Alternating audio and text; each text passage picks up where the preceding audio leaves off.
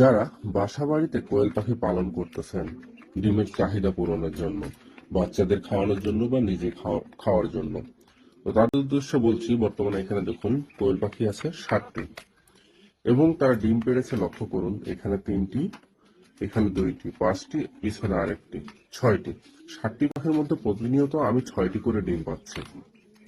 তবে এখন ডিমগুলো তারা গভীর রাতে করে দিচ্ছে। তো শীতের সময় পাখিকে সুস্থ রাখাই হচ্ছে মুখ্য উদ্দেশ্য, তাহলে অবশ্যই প্রোডাকশন ভালো দিবে।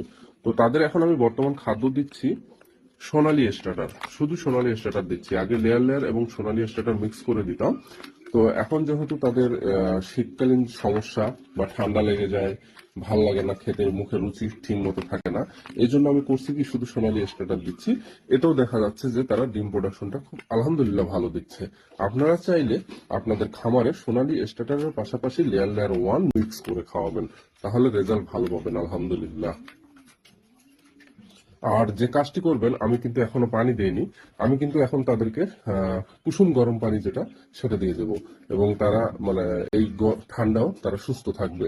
তো আপনারাও এভাবে একটু কেয়ার যদি নেন, এক কথায় পাখির যতটা কেয়ার নেবেন আপনার প্রোডাকশন আলহামদুলিল্লাহ তত ভালো আসবে। তো প্রোডাকশনের কথা চিন্তা না করে পাখিকে সুস্থ রাখার চিন্তা করবেন, তাহলে প্রোডাকশনের কথা আপনাকে